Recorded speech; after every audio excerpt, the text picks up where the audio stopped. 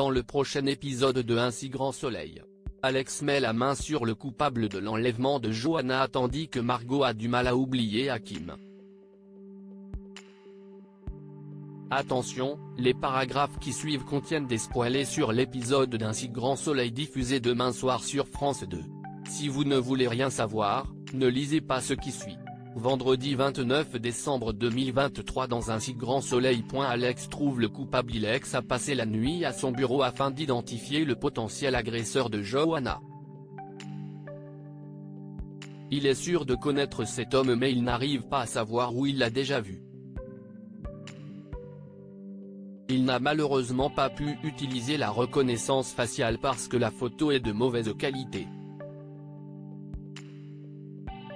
Manu l'informe que la tentative d'assassinat de Johanna fait la une du Midi Libre.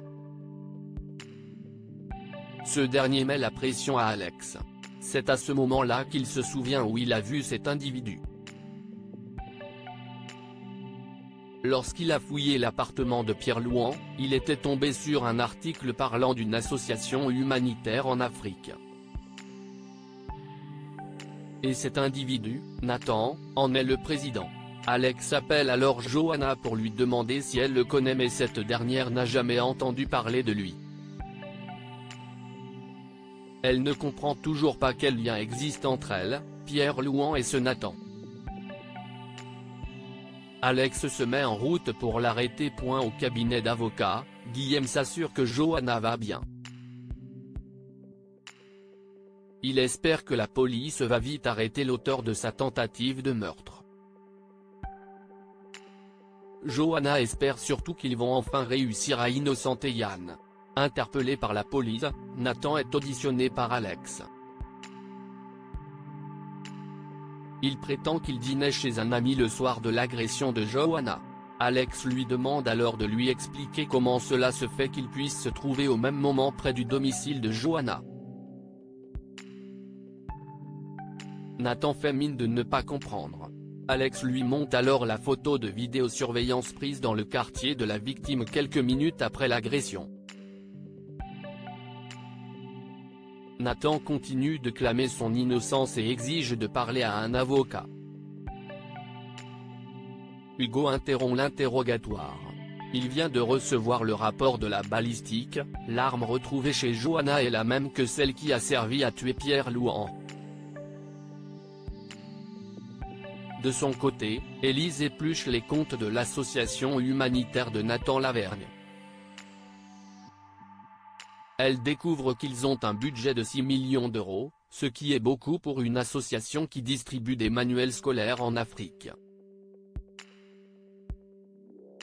L'argent viendrait de legs d'héritage tous fournis par le même notaire, Maître Daumier. Alex comprend que le notaire est le lien entre Johanna, Nathan et Pierre Louan. Claire et Florent retrouvent Emma et Tom pour disperser les cendres de Pierre au bord de l'étang, un endroit qu'il affectionnait beaucoup. Emma les remercie d'être venus. Claire lui dit que tous les collègues de l'hôpital sont de tout cœur avec elle. Emma a vu qu'ils avaient participé à la collecte en ligne, ce qui l'a beaucoup touchée. La jeune femme procède à la dispersion des cendres et laisse échapper quelques larmes. Tom la soutient. Guillaume manipule Margot. Johanna sent que Guillaume est soucieux en ce moment. Il la rassure en lui disant que tout va bien. Margot les interrompt pour informer Johanna que le rapport de l'expert vient d'arriver. Cette dernière demande alors à la jeune femme de faire appel à un coursier pour emmener d'urgence le pli au commissariat. Margot propose d'y aller elle-même pour le remettre en main propre. Au commissariat, Hakim discute avec Élise de son affectation pour l'École nationale supérieure de police. Il découvre qu'il va devoir partager une chambre avec plusieurs autres élèves stagiaires. Élise lui suggère alors de prendre un appartement avec Estelle. Hakim lui explique qu'il s'agit d'une relation légère. Il ne prévoit pas de s'engager sérieusement avec elle. Élise lui rappelle alors ce qu'Estelle lui a dit sur le fait qu'elle pourrait le suivre au bout du monde. Elle souligne qu'une femme de 40 ans n'a sûrement pas envie d'avoir une relation légère. Elle conseille à Hakim de mettre les choses au clair avec Estelle afin qu'elle ne se fasse pas d'illusions. Claudine est à la recherche de Margot. Guillaume l'informe que la jeune femme est partie au commissariat déposer un document. Claudine s'agace. Elle a besoin d'elle en urgence pour rédiger un acte et elle déplore que Margot prenne n'importe quel prétexte pour courir voir son Hakim, un flic dont elle s'est amourachée. Ce nom n'échappe pas à Guillaume qui voit là un bon moyen de retourner sa propre situation sentimentale en sa faveur. Non loin de là, Margot va à la rencontre d'Hakim devant le commissariat. Elle lui explique qu'elle n'a pas d'autre choix que de venir puisqu'il ne répond pas à ses messages. Hakim s'agace et lui demande à quoi elle joue. Margot se défend de jouer à un quelconque jeu. Elle pense juste qu'ils peuvent se donner des nouvelles et être amis. Mais Hakim la coupe, et pointe du doigt que c'est elle qui l'a rejeté. Il lui explique qu'il préfère couper les ponts parce qu'elle l'a fait souffrir. Margot accuse le coup. Un peu plus tard, Guillaume demande à Margot si elle peut rester un peu plus tard au bureau afin de l'aider sur une affaire.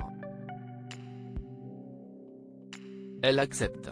Le soir venu, Guillaume constate que Margot a l'air préoccupée. Il lui demande si c'est à cause d'Hakim.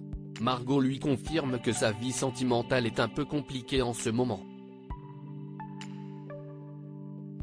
Guillaume lui propose de faire une pause afin de commander à manger. Il en profite pour lui raconter des anecdotes sur son passé sentimental et lui glisse subtilement qu'il faut tout faire pour ne pas laisser s'échapper l'amour quand on a eu la chance de le trouver. Non loin de là, Estelle propose à Hakim d'aller visiter ce week-end une réserve naturelle sous-marine. Il accepte mais Estelle constate qu'il est un peu bizarre. Elle tente de le faire parler mais il esquive.